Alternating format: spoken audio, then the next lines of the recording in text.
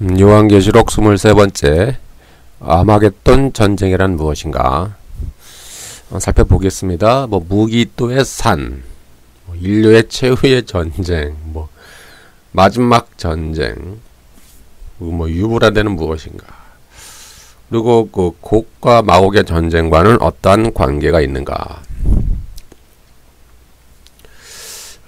보통 이 세대주의자들이나 어떤 시한부 종말론 이런 사람들은 주로 아마겟돈 전쟁을 핵전쟁이니 핵전쟁이니 바다에 잠수함에서 핵잠수함 항공모함에서 핵미사일을 쏘고 중국이 군대 2억 명이 탱크 몰고 가고 저 북쪽에서 러시아가 연합군을 이끌고 내려오고 저쪽 중동에서는 또 싸우고 이런 식으로 이제 어떤 소설을 많이 쓰죠. 그러니까 요한계시록을 가지고 핵전쟁 소설, 또 종말 소설, 시한부 종말론, 어떤 프리메이슨, 음모론, 다양한 어떤 이론들의 결합이 돼가지고 어떤 그런 이제 시한부 종말론 비슷하게 이제 어떤 그 소설을 쓰고 있어요.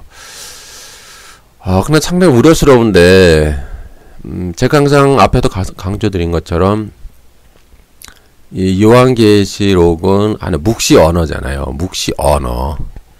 묵시 언어라고 하는 것은 상당히 어떤 상징성과 메타포가 있는 언어예요. 이걸 문자적으로 해석하면 안 된다는 거예요. 그 두 번째, 요한계시록은 구약을 거의 90% 이상을 가지고 와요. 구약의 그 묵시 언어, 특히 예언서, 출애굽기, 이런 것들, 어떤 영적 전쟁, 하나님의 어떤 전쟁, 어떤 그런 구약의 수많은 묵시 언어들을 그대로 가지고 와요. 그래서 여러분들이 요한계시록을 이해하기 위해서는 그 구약을 제대로 알아야 된다. 제가 수천 번 강조했는데, 이 구약과 밀접한 관계가 있기 때문에, 구약과 연관해서 그 당시의 입장, 그 구약에서의 본문의 의미, 단어의 의미, 용어의 의미를 이해하지 못하면은 그냥 소설을 쓰는 거예요. 계속 똑같은 소설 쓰는 거예요. 이러쿵 저러쿵 쓸데없는 소설을 쓰는 거예요. 구약을 모르니까 소설을 쓰는 거예요. 그리고 아마겟돈 전쟁도 마찬가지예요. 이것이 이제 마지막이잖아요. 마지막인데 이것이 이제 보통 보니까 여섯째 나팔, 여섯째 대접이죠. 여섯째 대접 때에 이제 아마겟돈 전쟁이 이제 이렇게 어떤 그림이 그려지고 마지막 7번째 대접 때에는 이제 큰 성 바벨론 무너지는 어떤 결론부. 그리고 제가 항상 말씀드린 게 7인, 7나팔, 7대접은 666의 시스템이란 말이에요. 왜냐면은 7번째 인에서 7나팔이 나오고 7번째 나팔에서 7대접의 심판이 나오고 마지막 7번째 대접의 심판에서 이제 큰 성 바벨론, 그다음에 음녀, 그다음에 짐승들이 다 무너지는, 그리고 예수 그리스도의 어떤 심판을 받고 그것이 영원한 그들의 불못에 들어가는 그 겟나 그런 심판이 이제 어떤 그 하는 결론은 묘사되고 있기 때문에 그 구조를 잘 아셔야 돼. 여러분들이 구조를 모르면은 이게 666의 구조로 되어 있는 거예요. 666의 구조로 그 사탄이 뭐예요? 666이잖아요. 사탄이.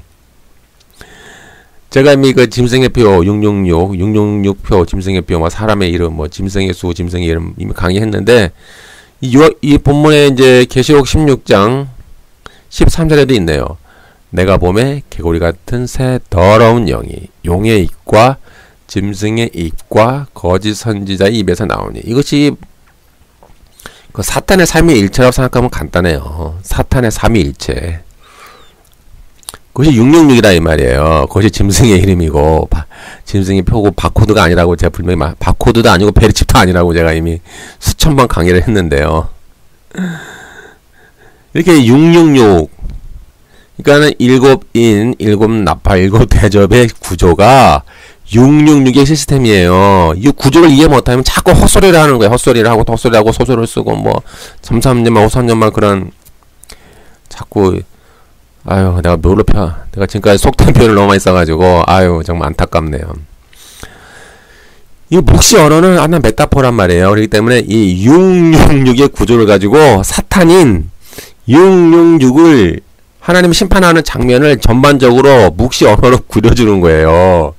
예? 요한계시록 6장에서 요한계시록 19장까지 이 666의 구조, 그러니까 제가 이미 강의했어요. 일곱 인의 의미가 무엇이냐 강의했어요. 그리고 일곱 나팔, 일곱 대접 다 강의했으니까 한번 들어보세요. 블로그에도 글이 쓴 거 보세요. 그 시스템이 중요한 거예요. 그거는 뭐냐면 그 프레임을 짠 거예요. 프레임이 사도 요한이 그럼 666의 프레임을 짰어요. 심판의 프레임이에요. 그게 심판의 프레임을 짜서 666 사탄 짐승의 이름, 짐승의 수, 666, 짐승을 사탄의 삼일체, 요 짐승을 심판하는 구조로 프레임이 짜여있는 거예요. 그러니까 이거 뭐예요? 영적 전쟁이에요. 다시 말하면 아마겟돈 전쟁은 영적 전쟁이라 이 말이에요. 영적 전쟁.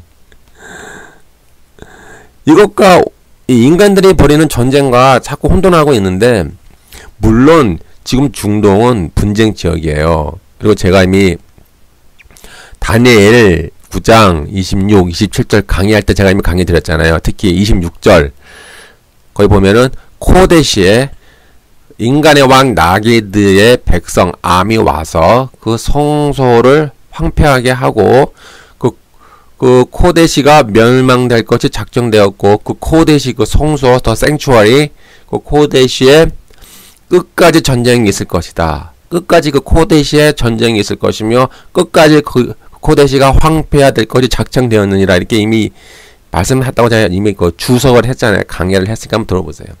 거기에 의하면은 몇 가지 의미가 있는데 첫째, 제3의 성전은 지어줄 수가 없다. 왜요? 그 코데시 그곳을 황폐화된 것이 작정된 거예요. 이미 작정. 누구의 작정이에요? 하나님의 작정.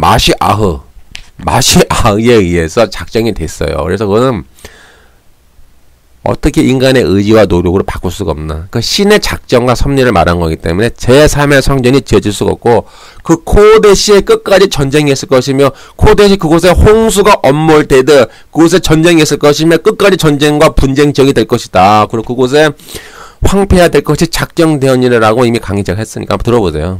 그래서 제3의 성전이 지어질 수가 없고 둘째, 그곳은 분쟁 지역이 돼요. 항상. 그 코데시라고 말한 지금의 그 예루살렘 성전산 그곳에 있는 그 주변 그건 다 어차피 주님 오실 때까지 분쟁 지역으로 남아 있는 거예요. 이미 그렇게 기록이 돼 있잖아요. 9장 26절에. 그러니까 많은 전쟁이 있을 거예요. 당연한 거죠. 뭐 상식적으로 그거 뭐 당연한 거 아닙니까? 그거는. 근데 그것이 3차 세계대전일 수도 있고 뭐 4차 세계대전일 수도 있고 5차 세계대전일 수도 있고 어차피 인류의 역사가 여러분들이 인류 역사를 공부하다 보면은 인류의 역사는 전쟁의 역사 아닙니까? 엄청난 전쟁이 있었어요. 여러분들이 한번 계산해 보세요. 크고 작은 전쟁 다 계산해 보세요. 엄청나게 많은 인류가 죽었잖아요. 그래서 인간의 더러운 죄의 속성이에요. 인간이 아무리 뭐 지식이 발달하고, 인간이 과학이 발달하고, 인간이 과학 문명이 발달하고, 인간이 뭐 문명이 발달하고, 기술이 발달하다 할지라도 인간은 타락한 그 안에 더러운 죄의 본성이 있기 때문에 계속 복수하는 거예요. 복수가 복수를 낳고. 그러니까 전쟁할 때는 다 어떠한 이데올로기가 갖고 있죠. 뭐 종교 이데올로기를 갖고 있든, 아니면 뭐 정치 이데올로기를 갖고 있든, 아니면 뭐 민족주의 이데올로기를 갖고 있든, 아니면 뭐 자본주의, 경제 이데올로기를 갖고 있든, 어떤 이데올로기를 가지고든 전쟁을 한단 말이에요. 인간의 더러운 죄악된 본성은. 그러니까 빨리 주님이 오셔야 돼요. 인간의 더러운 죄악의 본성 안에는 늘 전쟁이 있고, 그 전쟁의 의미가 무엇이냐? 여러 가지 의미가 해석할 수가 있어요. 전쟁에 대한 의미. 여러 가지 의미로 해석할 수가 있는데, 지금 이 아마겟돈 전쟁은 그러한 인간의 전쟁과 약간 달라요. 묵시 언어야, 이 말이야, 묵시 언어. 영적 전쟁을 말하는 거야, 영적 전쟁. 약간 양상이 달라요. 근데 지금 세대주의자들은 자꾸 이 중동을 어떤 카운팅 하고 있잖아요. 카운팅. 숫자를 세고 있어요. 9, 10, 9, 8, 7 이렇게 이제 로켓 발사하는 카운팅을 하고 있어요. 왜요? 자기들 하늘로 뿅하고 올라가야 되니까. 그리고 이제 이 땅에 남아있는 유대인들이나 뭐 가라지 교인들이나 그들 7년 대환란을 받아야 되니까는 그 카운팅을 하고 있는 거야. 지금 계속 이렇게 보고 있는 거야 지금. 그래서 언제 전쟁이 일어나나 이렇게 보고 있고, 오히려 이 전쟁을 촉발시키기 위해서 의도적으로 접근하는 방식도 있는 것 같아. 가만히 보니까. 왜요? 이 세대주의 입장에서는 빨리 전쟁이 나야 자기가 하늘로 뿅 하고 올라갈 거 아닙니까? 그래서 뭐 의도적으로 자꾸 이 분쟁을 조장하려고 하는 의도, 어떤 그런 배우 세력에 자꾸 어떤 음모론이나 뭐 프리메이슨 같은 그런 이상한 스토리를 갖고 오고, 뭐 이상한 어떤 정치 이데올로기를 갖고 와서, 그리고 어떤 그 유대 종교를 너무 높여요. 너무 이렇게 높여줘요. 그리고 어떤 선악의 구도를 보잖아요. 지금 유대인은 선민. 그들은 사람을 죽여도 괜찮아. 그건 여호와의 전쟁이야. 유대인이 사람을 죽여도 그것은 합리화가 될 수 있어. 이렇게 보고, 중동 사람들은 사탄, 악. 저들은 멸망받아야 될 존재들이야. 저 중동 사람들은 완전히 멸망당해야 될 사탄의 백성들이야. 이렇게 선과 악의 구도를 보고 있어요. 좀 세대주의자들이.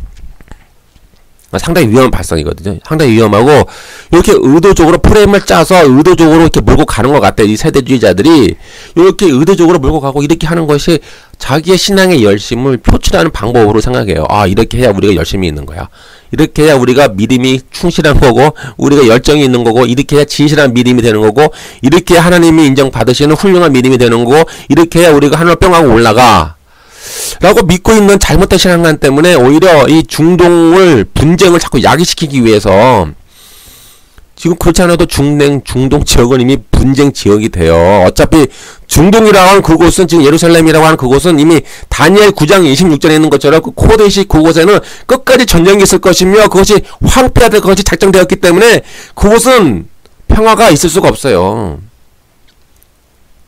그건 하나님의 그 작정이에요. 근데 그걸 의도적으로 자꾸 부추기려고 하는 그런 어떤 배후의 움직임이 있는 것 같아. 세대주의자들이 자꾸 분쟁을 일부러 분쟁을 일으키기 위해서 접근하는 방식이 있어요. 그래서 유대인은 무조건 선이고, 중동 사람은 무조건 사탄이고 악이고, 그래서 유대인이 사람을 죽이는 것은 괜찮아요. 합리화될 수 있어요.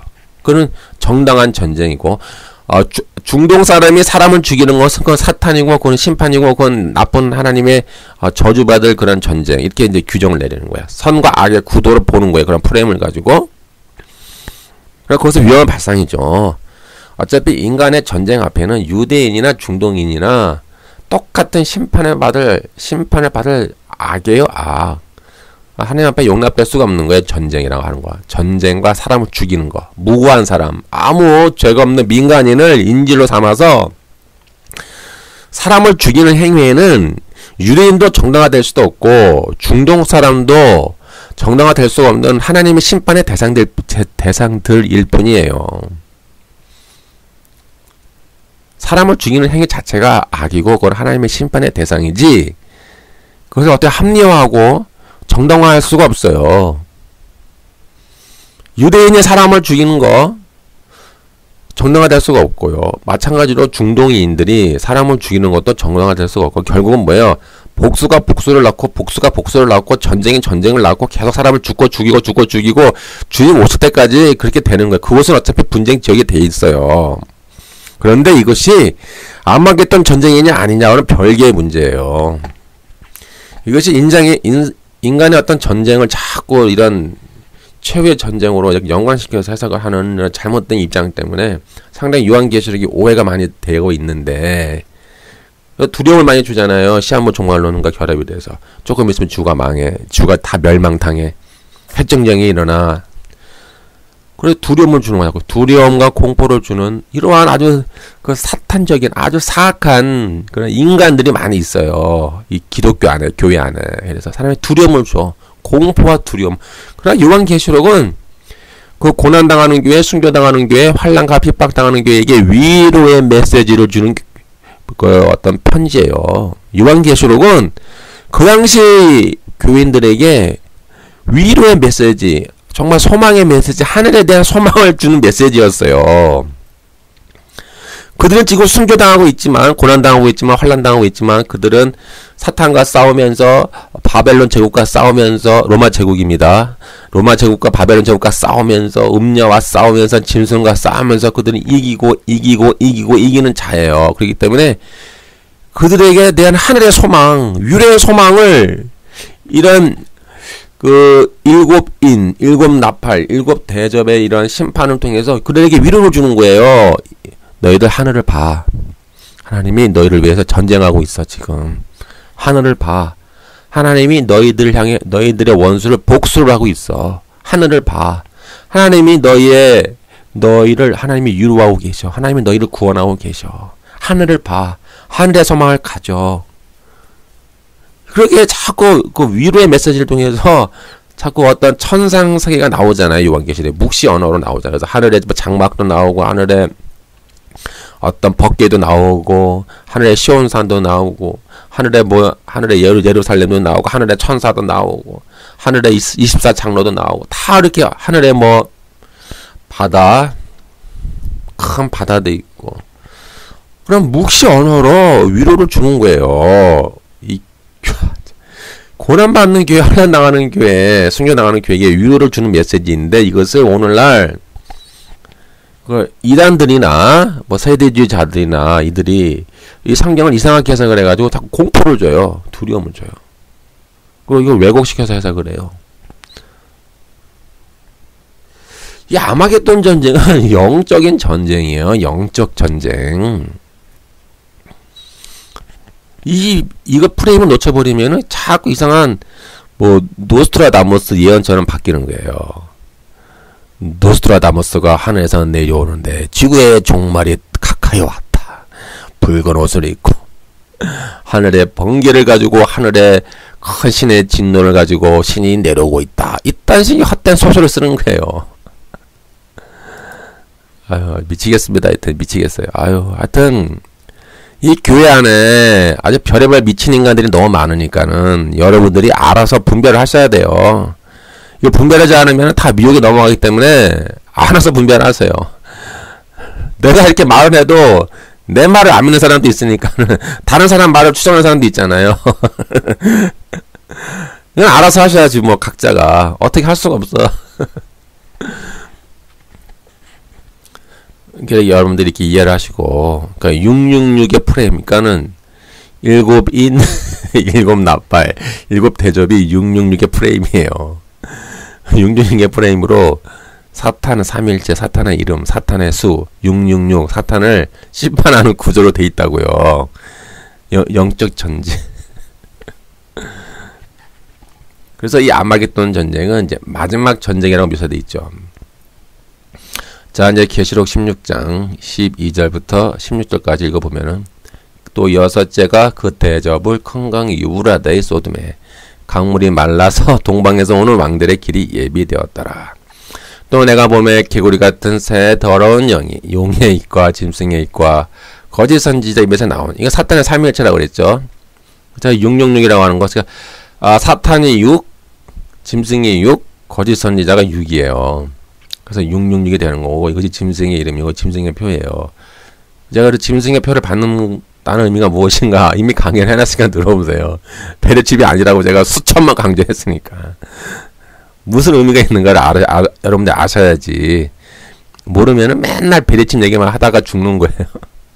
그 다음에 14절, 저희는 귀신의 영이라 이적을 행하여 온 천하 임금들에게 가서 하나님 곧 전능하신 이의 큰 날의 전쟁을 위하여 그들 모으더라. 그러니까 이게 보면 마지막 전쟁을 알 수 있어요. 전능하신 이의 큰 날. 이 말은요, 그 구약에 나오는 그런 어떤 묵시 언어와 똑같아요. 구약에 보면은 여호와의 날, 여호와의 전쟁의 날, 그런 말이 있잖아요. 여호와의 날, 여호와의 전쟁의 날, 그런 개념과 같은 언어예요. 그래서 전능하신 이의 큰 날이라고 이렇게 정의를 내림으로써 마지막 이제 마무리다. 즉 666 프레임 666의 구조를 가지고 666을 심판하는 그 프레임의 이제 마지막 단계에 와 있다라는 거예요. 그러니까 전능하신 이의 큰 날, 그러니까 마지막 전쟁이다 이제. 그런 프레임이라 이렇게 말씀해주고 있는 거예요 지금. 15절 또 내가 도적같이 오리니 누구든지 있게요 자기 옷을 찢겨 벌거벗지 아니하며 자기의 부끄러움을 보이지 않는 자가 복이 있도다. 새 영이 히브리음으로 아마겟돈이라는 곳으로 왕들을 모으더라. 여기서 이제 자기의 옷을 지켜라. 이 옷이라는 개념이 많이 나와요. 메타포인데 흰 옷도 나오잖아요. 흰 옷, 뭐 세마포 옷. 근데 요한계시록에서 이 옷이라고 하는 것은 주로 이런 개념이에요. 이기는 자, 이기는 자. 그러니까 짐승과 싸워서 이기는 자. 이기는 자에게는 흰 옷을 준다고 그랬잖아요. 흰 옷. 그래서 흰 옷을 입은 무수히 셀 수 없는 큰 무리가 있잖아요. 시온산에 서 있잖아요. 그것이 14만 4천이에요. 메타포. 둘이 같은 개념이에요. 다른 게 아니에요. 제가 강의해놨으니까 들어보세요. 그래서 자기의 옷을 지켜서 벌거벗지 아니한다. 이런 개념 나오는데 이제 짐승과 싸워서 이기면서 믿음을 지키는 것. 배도하지 않고 또 짐승의 표를 받지 않고 짐승의 이름, 짐승의 표 666을 받지 않고 싸워서 이겨서 끝까지 믿음을 지키는 것. 그것을 이제 자기 옷을 지켰다라고 비슷한 그런 메타포가 있어요. 개념들이. 그래서 뭐 자기 옷을 빠는 자가 복이 있도다. 그런 말도 나오잖아요. 그리고 이제 새 영이 히브리음으로 아마겟돈이라고 하는 곳으로 왕들을 모으더라. 이 아마겟돈이라고 하는 것은 무기또죠. 무기또인데 이제 구약에 무기또 이야기가 있어요. 이게 보면은 이제 열왕기상 9장 15절에 솔로몬 왕이 역군을 일으킨 까닭은 여호와의 전과 자기의 궁과 밀로와 예루살렘 성과 하솔과 무기또와 게세를 건축하려 하였습니다. 아마 이 솔로몬 왕이 어떤 기지, 어떤 전투 기지라고 할까요? 그런 의미로서 이 무기또를 어떻게 건축하고 그곳 어떤 군사 어떤 거점이라고 할까요? 군사 거점. 그런 의미로 이렇게 솔로몬 왕 때부터 이렇게 한 것 같아요. 이미 등장하죠. 무기또. 예, 무기또가 아마겟돈이에요. 그리고 이제 열왕기하 23장 29절에 요시아 왕 당시에 애굽 왕 바로누고가 애굽 왕을 치고자 하여 유브라데 하스로 올라가므로 요시아 왕이 나가서 방비하더니 애굽 왕이 요시아를 무기또에서 만나본 후에 죽인지라. 이제 무기또는 약간 슬픔의 장소도 있어요. 패배하고. 그러니까 무기또라고 하는 것은 어떤 그 전략적 요충지예요. 그래서 보니까는 여러분 딱 지도를 보시면은 이 애굽에서 저 북쪽으로 갈 때에도 무기또를 지나가야 되고 저 북쪽에서 유브라데 저 북쪽 터키 저쪽 터키나 저쪽에서 이제 북쪽에서 내려올 때 남쪽으로 내려오려고 그러면 또 무기또를 지나가야 돼요. 그러니까 애굽과 과거의 그 구약 역사를 보면은 그 애굽과 북쪽에 뭐 아스리아나 어떤 그런 뭐 민족들과 많이 전쟁을 했잖아요. 그래서 이쪽 무기또에서 많이 만났어요. 이 중간에 만나서 맨날 싸우고 그래서 이것이 상당히 어떤 전쟁 어떤 그런 혼돈, 어떤 슬픔, 파괴, 멸망, 어떤 그런 의미를 갖고 있는 거예요. 이미 그 안에 무기또라가는 이름이 과거로부터 옛날부터 그곳이 이미 분쟁 지역이었어요. 그리고 이 요충지였고 이쪽에서 자주 만나니까 이쪽에 서로 이제 전쟁이 많이 있었어요. 과거로부터 전쟁이 많이 있었어요. 그런 어떤 영적 의미가 있는 거지. 진짜 여기서 무기또에서 진짜 인류의 마지막 3차 뭐 세계대전 여기서 일어나서 그딴 식의 소설을 쓰면 안 됩니다. 이건 메타포예요, 메타포. 물론 전쟁이 있다고 그랬잖아요, 제가. 이 중동 지역, 특히 예루살렘 성 그 코데시 생초아리 그곳은 끝까지 분쟁 지역이에요. 이 말씀드렸잖아요. 다니엘 9장 26절. 끝까지 그 코데시에 전쟁이 있을 것이다. 그런데 이것이 그런 어떤 무기또가 그런 인류의 마지막 뭐 핵전쟁이니 뭐 그딴 거하고는 약간 차원이 달라요. 이건 영적 메타포니까 그렇게 보세요. 그러니까 뭐 전쟁을 부인하는 건 아니니까 오해하지 마시고 앞으로 뭐 전쟁이 어떻게 벌어질지는 모르겠어요. 양상이 뭐 3차 세계대전이 일어날 수도 있고 뭐 4차 세계대전이 일어날 수도 있고 인간은 더럽고 타락한 죄악의 인간들이니까는 항상 어차피 전쟁이 일어날 수밖에 없는 인간들이에요. 전쟁을 통해서 무기 팔아먹고 전쟁을 통해서 자기 이권 챙기고 전쟁을 통해 자기 경제적 이권 뭐 정치적 이권 무기 팔아먹고 사람 죽이고 그런 짓 지금까지 해왔잖아요. 강대국들이. 타락하고 더러운 이 악한 인간들의 속성이란 말이에요. 개같은 인간들. 쉽게 얘기해서 이 개같은 인간들의 일로 말미암아 많은 사람이 죽어가고 있어요. 지금도 죽어가고 있고 지금도 중동에서 많은 전쟁이 일어나고 있잖아요. 분쟁이 지금도 일어나고 있잖아요. 수많은 테러, 수많은 전쟁. 그 배후에 그 제국들이 있잖아요. 오늘날에도 여전히 제국이 존재하고 있잖아요. 타락한 인간들의 더러운 본성이에요. 이런 전쟁을 통해서 다 자기 이권을 챙기는 거예요. 누구는 잘 먹고 잘 살고 있잖아요. 돈 벌어먹고 잘 살고 있고 어떤 사람은 개죽음 당하고 있고. 그러니까 인류의 역사는 전쟁의 역사니까 앞으로 수많은 전쟁이 있는데 무기또라고 하는 이 전쟁은 영적인 전쟁을 말하는 거예요. 마지막 하나님이 사탄을 멸하실 그 전쟁이지. 그럼 묵시 언어를 보세요. 메타포를 보시고 문자를 보셔야지. 문자를 메타포로 보고 메타포를 문자로 보고 해가지고 오징어 짬뽕 육개장 삼계탕 완전 뒤죽박죽 그 소설 쓰고 있고. 이처럼 무기또라고 하는 것은 이제 전쟁의 마당. 그 개념 자체가 그런 마당의 의미가 있어요. 전쟁의 마당이에요. 그 무기또의 산이라고 여러분들 지도 보면은 무기또 도성이 있잖아요.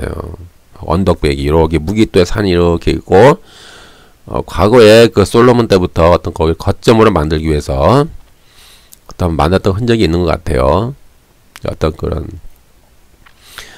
이래서 어떤 그런 무기또의 산, 뭐 아마겟돈은 뭐 무기또의 산, 또 뭐 전쟁의 마당 이런 의미가 있어요. 그럼 구약에서 가지고 온 거예요. 이미 구약에서부터 이곳에 수많은 전쟁이 이미 있어 왔어요. 그래서 그런 전쟁 하면은 무기또. 그런 어떤 메타포로 쓰여진 겁니다, 지금.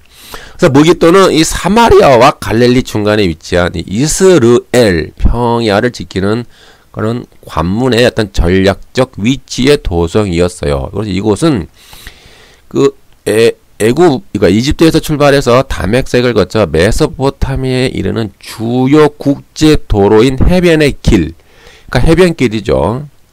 해변길에 지나는 그 길 중간에 있던 그런 무기또예요. 그러니까 해변길, 국제 도로인 해변길이 지나가는 길목에 있으면서 동서남북 사통팔달할 수 있는 곳이었기 때문에 주전 BC 3000년 경부터 계속 전쟁에 있어 왔대요. 그곳은 끊임없는 전쟁의 소용돌이 속에 주전 뭐 4세기까지 뭐 24번이나 파괴되어 있고 뭐 재건되었고 뭐 그렇게 했다고 그래요.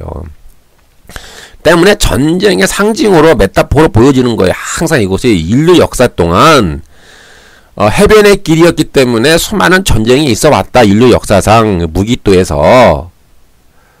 그건 메타포입니다. 예. 그래서 솔로몬이 이곳에 군사적 요충지를 만들었잖아요. 그래서 성을 만들죠. 그래서 솔로몬은 무기또에 병거성과 마병의 성들을 건축해서 가장 강력한 북방의 요새를 건축을 했어요. 그러니까 여기 보면은 길이 두 가지가 있다고 그런 것 같아. 제가 보니까 해변의 길이 하나 있고요. 해변길이 있고 또 이 요단강에서 그 사해까지 갈릴리 바다에서 그 사해 바다까지 그 강 요단강 이쪽 동쪽에 또 왕의 길이 있어요. 왕의 대로.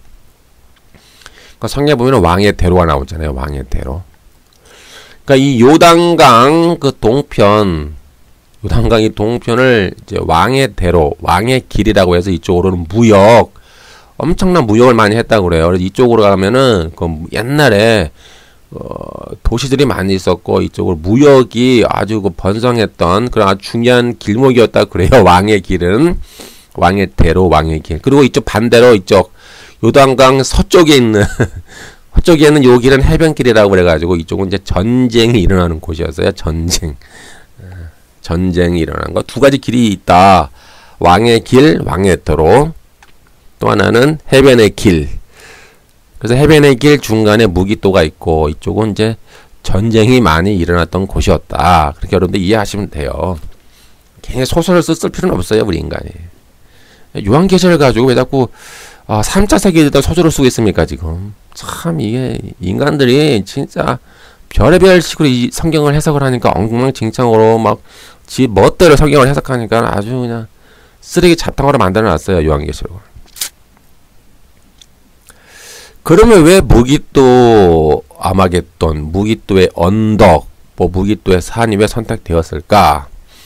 특히 이제 이런 이제 역사적으로 전쟁이 많이 있었고 특히 이제 이것은 이제 이스라엘을 쳐들어오는 그 외세에 의해서 많이 파괴가 되었대요. 특히 남유다의 요시야 왕이 아수르를 치러 가는 그 애굽. 그러니까 애굽이 아수르를 치러 가려면 요 무기또를 지나가야 돼. 아수르는 저 북쪽에 있으니까 그렇죠. 해변의 길 따라서 쭉 애굽이 쳐들어 가려면 요 중간 무기또를 지나가야 되니까는 요거를 막으려고 요시야 왕이 막으려고 했나 봐요. 막으려고 했다가 요시야 왕이 죽죠. 죽어요. 전사하잖아요. 열왕기하 23장에 나와 있죠. 그러니까 이렇게 이런 의미에서 좀 슬픔.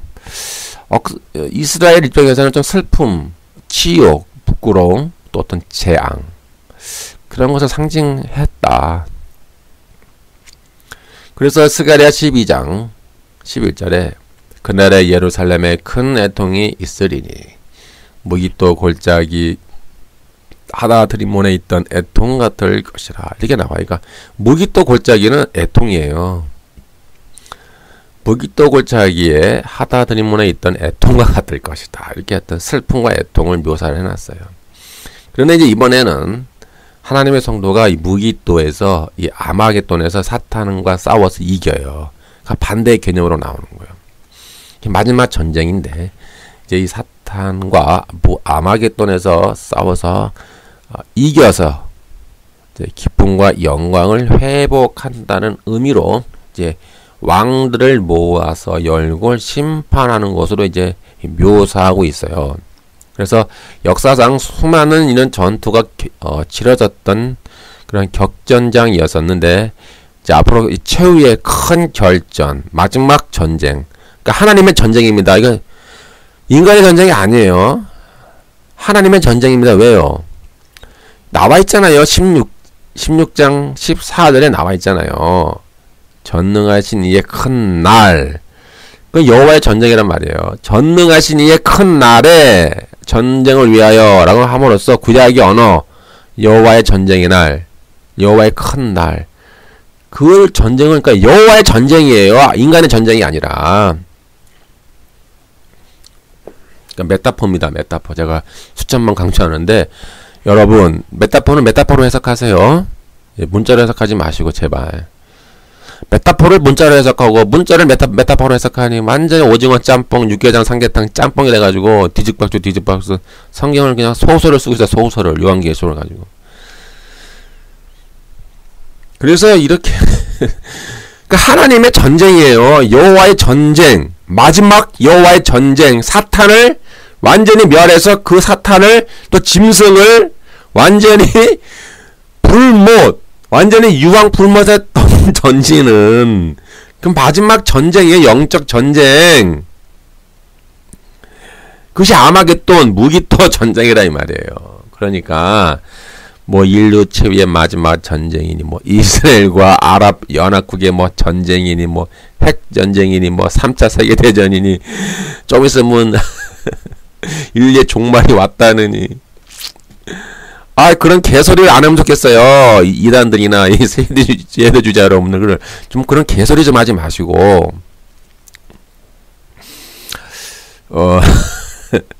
아유, 참 미치겠습니다. 이 사람들 때문에.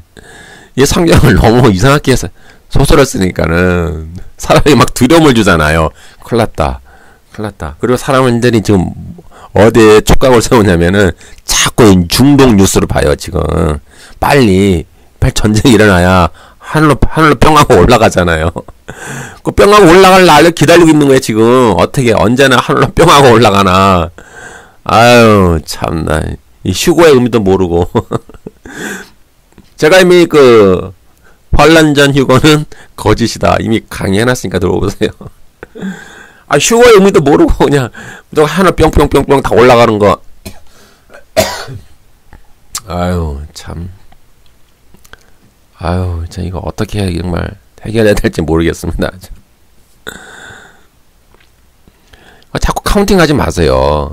자꾸 이 중동을 보면서 의도적으로 분쟁을 일으키려고 해요. 이 세대주의자들이나 이 유대주의자들이나 이상하게 그거 엮어가지고 뭔가 만들어가려고 프레임을 짜서 의도적으로 지금 분쟁치고를 만들어가려고 그래요.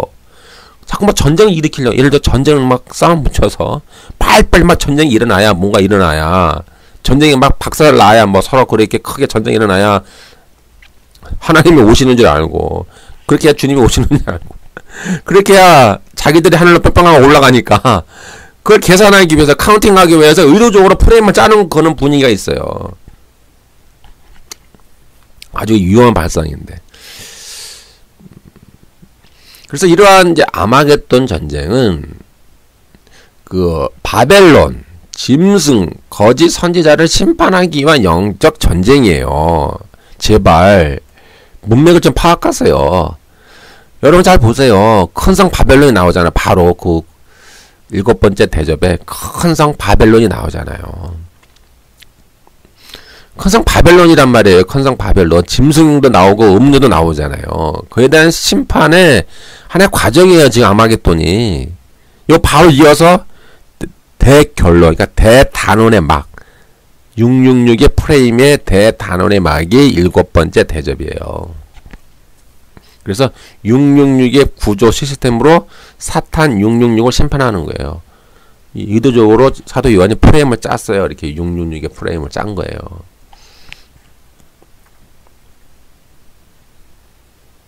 그래서 이것은 새하늘과 새 땅을 열기 위한 마지막 하나의 과정이에요. 마지막 과정. 새하늘과 새 땅이 있다 이 말이에요. 우리에게 소망을 주는 거예요. 너에게 조금만 기다려. 조금만 참어. 새하늘과 새 땅이 있어. 조금만 참고 이기고 있어. 그런 위로의 메시지예요. 이것은 마지막 때에 주의 백성과 사탄을 따르는 짐승과의 영적 전쟁을 하나 상징하는 거예요. 그리고 두려움을 주기 위한 목적이 아니라 위로와 격려를 주는 사탄에 대한 심판이에요. 그럼 큰 강 유브라데는 무엇인가? 이 유브라데라고 하는 그 메타포를 또 잘 아셔야 돼. 이걸 또 문자적으로 해석하면은 자 지금 이라크에 있는 그 유브라데 강으로 알아요. 참, 이 유브라데 강은 이제 큰 대접을 여섯째 천사가 대접을 큰 강 유브라데에 쏟잖아요. 그 유브라데라고 하는 의미가 있는데 이것은 구약의 의미가 무엇이냐면은 이스라엘 구약에서 유브라데는 이스라엘의 최대 국경선이에요.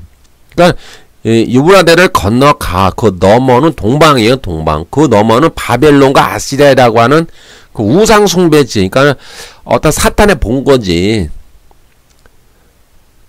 그러니까 어떤 사탄의 본거지. 어떤 우상 숭배 그런 이방인들이 거주하는 땅이었어요. 그 경계선. 그러니까 유브라데 넘어가면은 그거는 어떤 사탄의 본거지. 그 유브라데 안에는 이스라엘 땅 이런 개념이 많이 등장해요.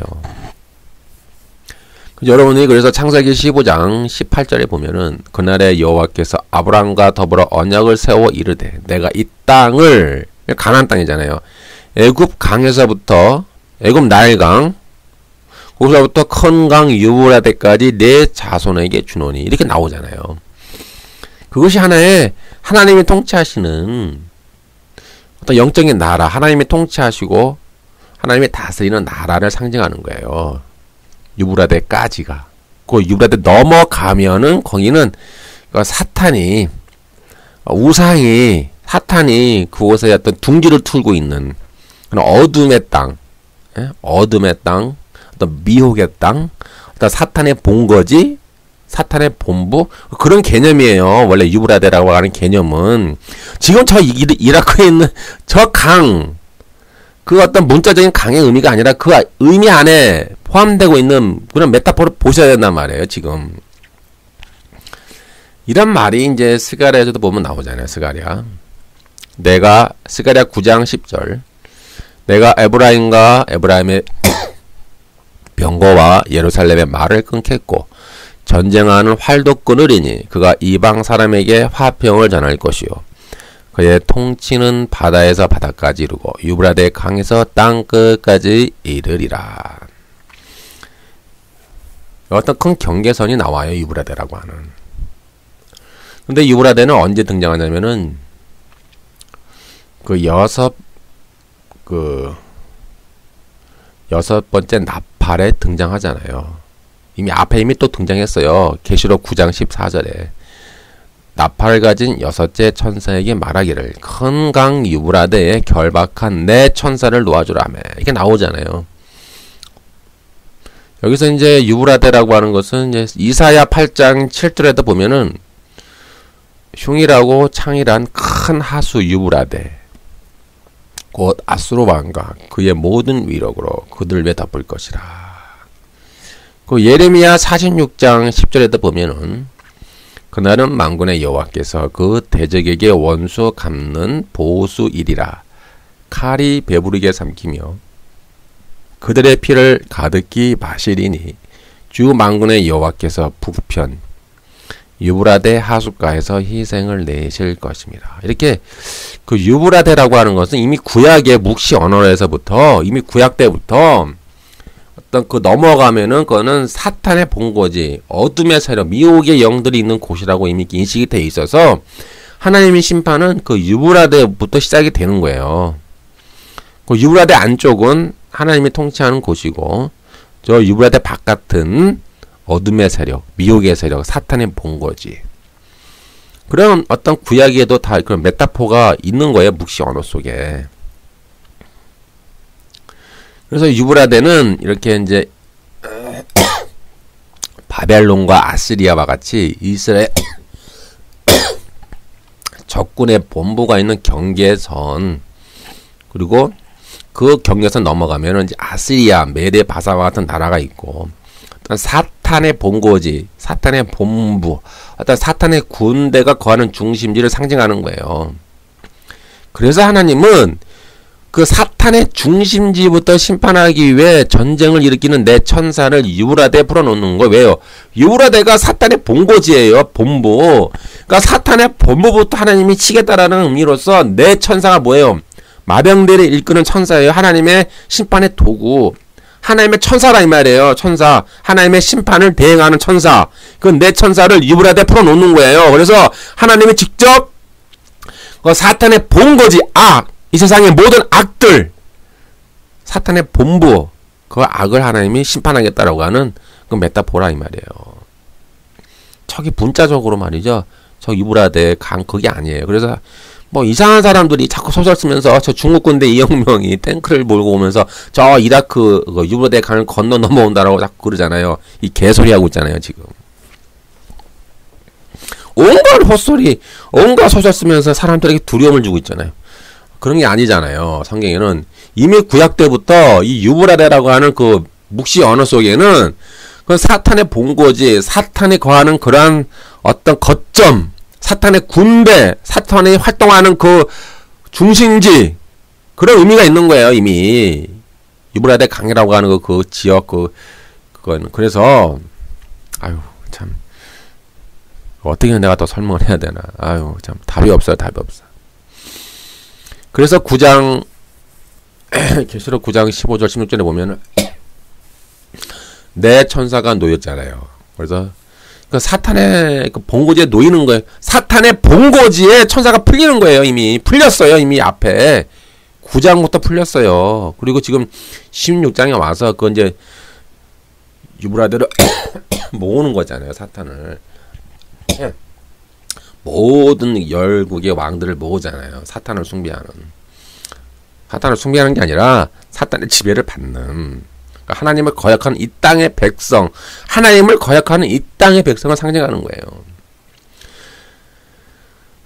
그래서 이제 이렇게 이미 9장에 보면은 이미 마병대의 수가 2만만이라고 나와요. 그거는 문자적으로 2억 명이 아닙니다. 이건 메타포예요. 그렇게 많다. 그러니까 그 악의 세력, 악의 군대가 이렇게 많다는 거예요. 악의 군대가 이렇게 많은데 결국 다 많으면 뭐하냐? 하나님이 한순간에 그들을 다 멸망시켜 버린다. 그 얘기 하는 거예요. 그래서 여러분들이 이제 이렇게 유브라데를 이해하세요. 예, 문자적으로 이해하지 마시고 메타포로 이해하세요. 그러면 이제 그렇다면 아마겟돈 전쟁의 의미는 과연 무엇일까? 아마겟돈 전쟁은 이제 주님이 친히 재림하시어 싸우는 전쟁이요. 여러분들 이렇게 이제 계시록 16장 넘어가면은 이제 7번째 마지막 대접이 땅에 쏟아지면서 큰 성 바벨론 제국과 음녀와 땅의 짐승, 바다의 짐승이 17장, 18장, 19장 이렇게 이어서 멸망을 당하잖아요. 그리고 영원한 불못에 던져지죠. 그렇게 이어지는 거예요. 그래서 친히 주님이 재림해서 싸우는 전쟁이에요. 그래서 여호와의 큰 날, 여호와의 전쟁의 날, 구약에서는 여호와의 전쟁의 날 그렇게 묘사가 돼 있어요.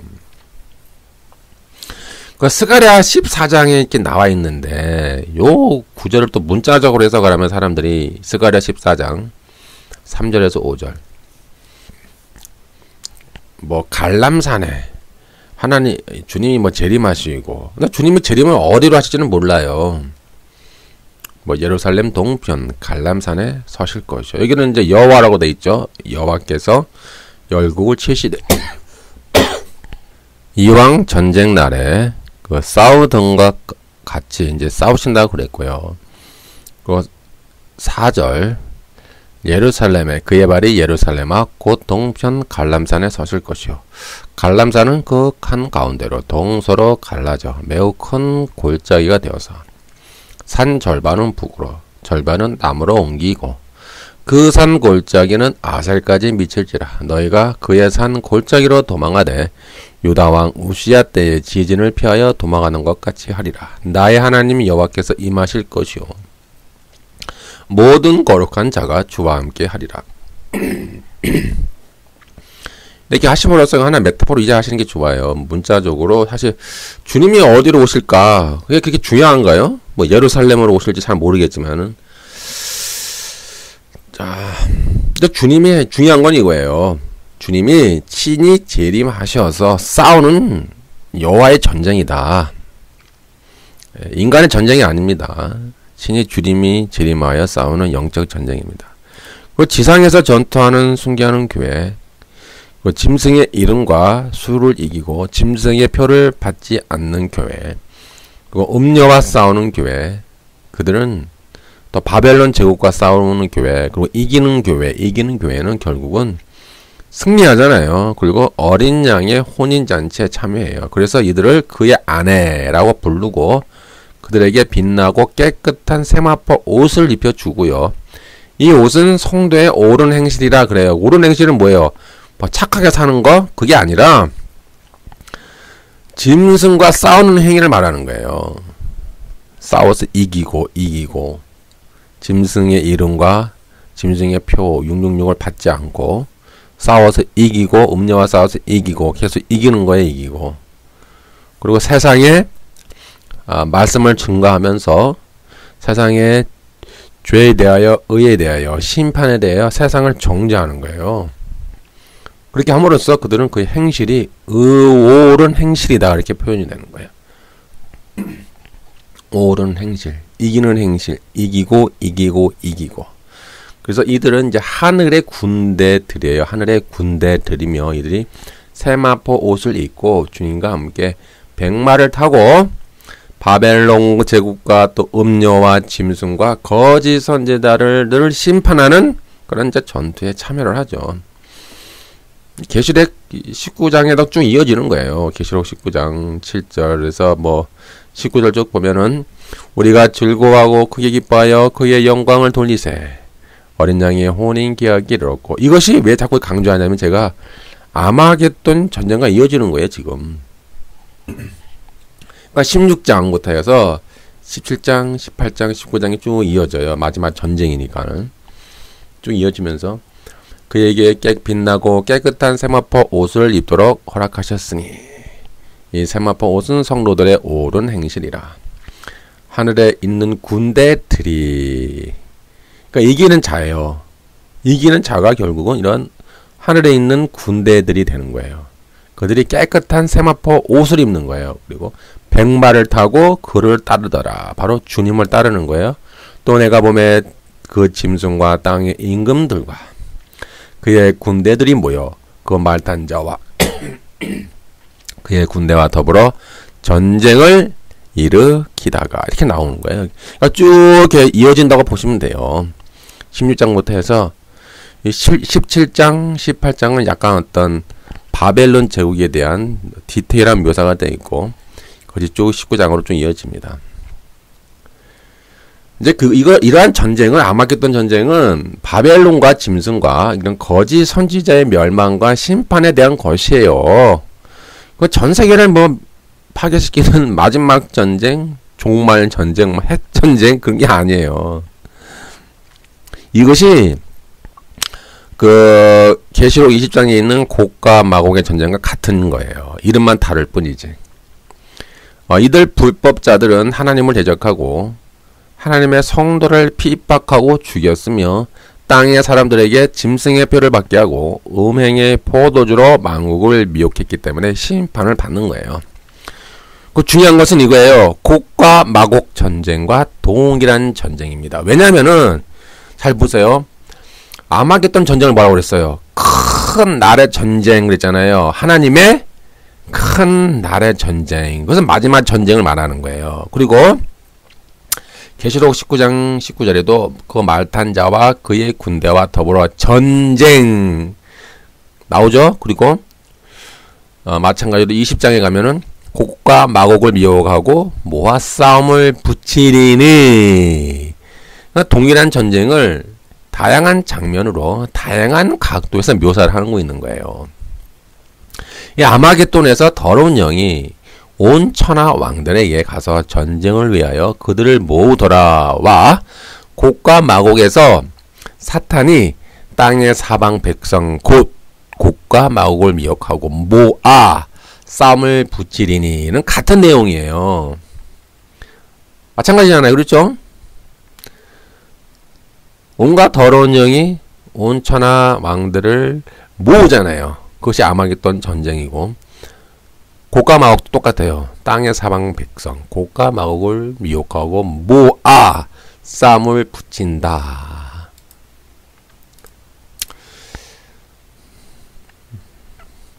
그러면 이제 이런 아마겟돈, 그러죠. 이것이 전천년설을 주장하는 분하고는 약간 이제 충돌이 일어나죠. 이제 전천년설, 뭐 세대주의적 전천년설은 빼고요. 그 말도 안 되는 개소리니까는 그 역사적 전천년설을 주장하는 분들하고는 약간 부딪혀요. 왜냐면 이 역사적 전천년설을 주장하는 분들은 이 천년 통치를 문자적으로 해석하기 때문에 주님의 재림 이후에 또다시 천년 통치가 있다라고 보기 때문에 곡과 마곡과 아마겟돈 전쟁을 다르게 보잖아요. 다른 전쟁이라고 보는데, 제 입장은 아니다. 이제 제 입장은 이건 같은 전쟁이다. 이름만 다른 전쟁이다. 이렇게 제가 해석을 해요. 왜냐면은 이 요한계시록 20장은 어떤 에필로그와 같은 그런 특징이 있어요. 에필로그. 왜냐면은 20장 1절에 보니까 또 내가 봄에 이런 말이 있잖아요. 내가 봄에. 이것이 하나의 관용 어구예요. 이것이 어떤 시간 순서로 요한계시록에 쓰여진 것이 아니라고 그랬잖아요. 제가 처음 강의할 때도. 이 묵시 언어는 시간의 개념이 없어요. 과거가 현재에 기록되고 현재가 미래로 기록되고 그거는 과거 현재 미래가 없는데 여기서 20장 1절에 내가 봄에 라고 이것은 하나의 사건 전환 다른 사건으로 전환되는 하나의 관용 어구지 시간의 순서로 그 다음에 이어서 그런 뜻이 아니에요. 이런 관용구가 많아요. 계시록 10장 1절에도 또 내가 보니 이런 말씀이 있고 또 계시록 18장 1절에도 이일 후에 이런 말도 있고 또 계시록 9장 1절에도 또 내가 보니 이런 구절이 많아요. 하나의 관용 어구예요. 관용 어구. 그리고 20장은 에필로그와 같은 거예요. 그러니까는 계시록 6장에서부터 19장까지 그 일곱 인, 일곱 나팔, 일곱 대접의 그 심판 666의 프레임으로 사탄 666을 멸망시키잖아요. 그것을 다시 한번 이렇게 정리하고 요약하는 그런 개념이 있어요. 요한계시록 20장은. 그러니까 전체 6장부터 19장을 요약하는 거예요. 요약. 이제 마치고 결론으로 들어가야 되는데 결론 딱 들어가기 전에 어떤 에필로그와 같은 어떤 다시 요약을 한번 해보고 다른 각도에서 그것을 한번 정리를 한번 쑥 하는 그런 의미가 있어요. 20장이. 그래서 문자적으로 해석하면은 뭐 전천절이 나오잖아요. 근데 메타포로 보면은 전천년설이 나올 수가 없어요. 그러니까 이 천년 통치라는 개념도 이 메타포로 보는 게 좋아요. 메타포로. 이러한 관점에서 곡과 마곡의 전쟁과 아마겟돈 전쟁은 같은 전쟁이다. 이렇게 보시면 이제 되고요. 결국 이러한 아마겟돈 전쟁의 결과는 이제 바벨론 제국 어떤 그런 음녀 짐승에 대한 멸망을 당해요. 그런 바벨론 제국의 어떤 정치 권력, 경제 권력, 어떤 그런 것들이 음녀 그런 것들이 다 심판을 받죠. 제가 다시 한번 여기서 짐승의 표 666이란 무엇인가를 다시 한번 제가 결론을 내드릴게요. 제가 이미 앞서서 666이란 무엇인가 강의했으니까 들어보세요. 이 바벨론 제국은 로마 제국의 메타포잖아요. 그 로마 제국이 그 당대에 팍스 로마, 모든 길은 로마로 통한다. 그 당시 지중해 상권을 로마 제국이 쥐고 있으면서 수많은 부와 번영과 권력을 독점했어요. 그래서 팍스 로마가 나오고 모든 길은 로마로 통하는 것이고 저 북아프리카에서부터 저기 스페인까지 모든 지중해 지역을 점령하면서 온갖 번영을 구가했죠. 그래서 그 팍스 로마에게 동화만 되면은 똑같은 부와 명예를 받을 수 있어요. 팍스 로마가 원하는 황제 숭배를 좀 해주고 팍스 로마의 그 이교도 숭배를 좀 해주고 팍스 로마의 뭐 검투 문화, 뭐 섹스 문화, 그런 어떤 권력의 문화, 부패 커넥션, 검은 거래 이런 것들 좀 용인 좀 해주고 그 타락한 문화와 가치관, 세계관들 그것들에 좀 동화만 좀 대주고 이게 로마 제국에 협조만 잘 해주면은 그 로마 제국의 번영, 행복, 안녕, 돈, 권력, 부 모든 것을 누릴 수 있었어요. 그것을 요한계시록에서는 짐승의 표 666을 받는다라고 묘사를 한 거예요. 그런데 그 초대교회 그 고난당하는 교회는 왜 고난을 받았느냐? 그거는 그런 로마 제국과 그들은 동화되지 않았어요. 그 황제 숭배를 철저히 거부했고 이교도 숭배를 철저히 거부했고 로마 제국의 검투사 그런 힘과 권력의 문화, 섹스 문화, 어떤 타락한 문화, 타락한 가치관, 어떤 그런 어떤 뭐 로마 신화 같은 것도 있잖아요. 그리스 신화, 로마 신화. 그런 어떤 타락한 문화와 가치관과 세계관에 동화되지 않았어요. 이들은. 그러니까 수많은 고난을 당했어요. 이들이.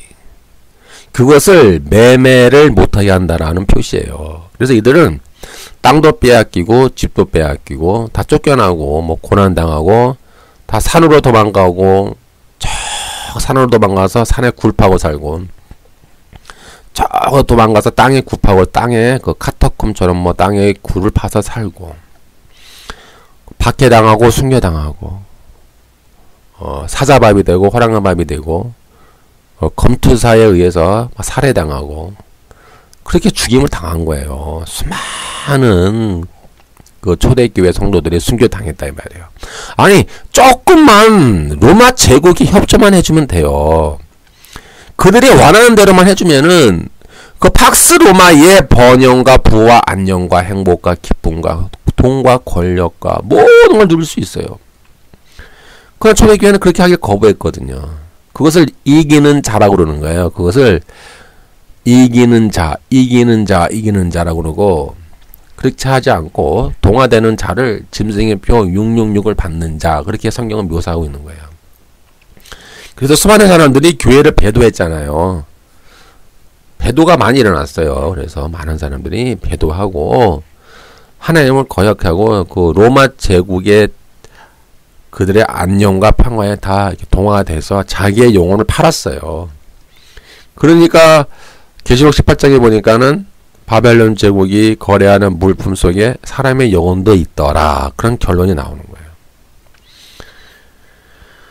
오늘날에도 이런 바벨론 제국이 있다고 그랬죠. 제가 항상 강조하는 게. 눈에 보이지 않는 바벨론 제국이 있어요. 이건 영적인 나라예요. 지금도 음녀가 있어요. 뭐 종교 다원주의, 뭐 종교 통합, 모든 종교는 구원이 있다. 그리고 바알 자본주의, 맘몬 숭배, 인간을 상품화하고 인간을 도구하고 그다음에 소수가 부를 독점하면서 소수가 권력을 독점하면서 인간을 어떤 통치하고 다스리려고 하는 그런 세상, 이 세상을 지금 바벨론 제국이라 그러는 거예요. 영적인 나라예요. 지금도 있어요. 바벨론 제국. 여러분 바로 눈앞에 존재하는 이 나라가 바벨론 제국이에요. 돈만 있으면 다 되잖아요. 돈으로 모든 거 다 할 수 있어요. 그리고 그래서 많은 사람들이 맘몬을 숭배해요. 요즘은요 돈이 신이 됐어요. 옛날에는 건물을 세워서 이렇게 신상을 세워서 그거를 신으로 숭배했지만 요즘은 눈에 보이지 않는 신, 돈의 신, 맘몬의 신이 더 무서운 거예요. 그 맘몬의 신을 많은 사람이 섬겨요. 그것이 뭐예요? 결국 짐승의 표 666을 받는 거예요. 바벨론 제국에 동화되고 바벨론 제국의 가치관과 그들의 세계관에 동화되어서 바벨론 제국이 약속하는 그 번영, 그 평화, 안녕, 부, 권력, 정치 권력, 경제 권력, 탐욕, 욕망, 섹스, 쾌락, 탐욕의 문화, 안목의 정욕, 이생의 자랑, 육신의 정욕 이러한 모든 것들을 바벨론 제국 또 음녀 또는 짐승이라고 그러는 거예요. 때문에 지금 교회 안에 있는 사람들 베레치 문제가 아니라니까요. 지금 베레치 받으면 지옥 가요. 아유 그딴 헛된 소리 하고 있는데 베레칩이 중요한 게 아니라 교회는 다니지만 여러분들이 이 세상에 있는 바벨론 제국에 동화되고 바벨론 제국에 여러분들이 동화되어서 바벨론 제국에 여러분의 영혼을 팔아서 바벨론 제국의 부와 권력과 모든 평화와 안녕을 얻으려고 하는 자는 짐승의 표 666을 받는 것이 되는 거예요. 이게 무서운 말씀입니다. 이게 진짜. 그러니까 무엇이 666인지 분별을 해야 대비를 하잖아요. 근데 그걸 사람들이 대비를 못하니까 666이 뭔지를 모르니까는 계속 베레칩만 얘기하는 거야. 베레칩 받으면 지옥 가 베레칩이 지옥이야. 베레칩이 짐승의 표 666이야. 본질을 모르니까는 계속 베레칩만 얘기하는 거야. 베레칩이 뭔지도 모르고. 아니 짐승의 표 666이 뭔지도 모르고 자꾸는 헛소리하는 거야. 제가 이미 강의를 해놨으니까 보세요. 666이란 무엇인가. 그러니까 그러한 바벨론 제국을 이 아마겟돈 전쟁에서 하나님이 박살 내버리는 거예요. 마지막 전쟁이니까는. 이 바벨론 제국, 이 바벨론의 음녀, 이 짐승들을 번영과 사치와 부의 독점과 권력의 독점. 여러분 계시록 18장을 보세요. 얼마나 사치가 넘쳐납니까? 바벨론 제국 보니까는 뭐 보석, 금은, 보화, 진주, 감람류, 포도주 해가지고 뭐 온갖 세마포부터 해서 얼마나 많은 비싼 사치품들이 많이 있습니까? 그것이 한순간에다 하나님의 심판으로 멸망을 당하는 거예요. 그걸 말씀해 주는 거예요. 아마겟돈 전쟁은. 여기까지 하고요. 마칠게요. 여러분들이 이제 그 블로그를 한번 자세히 보세요.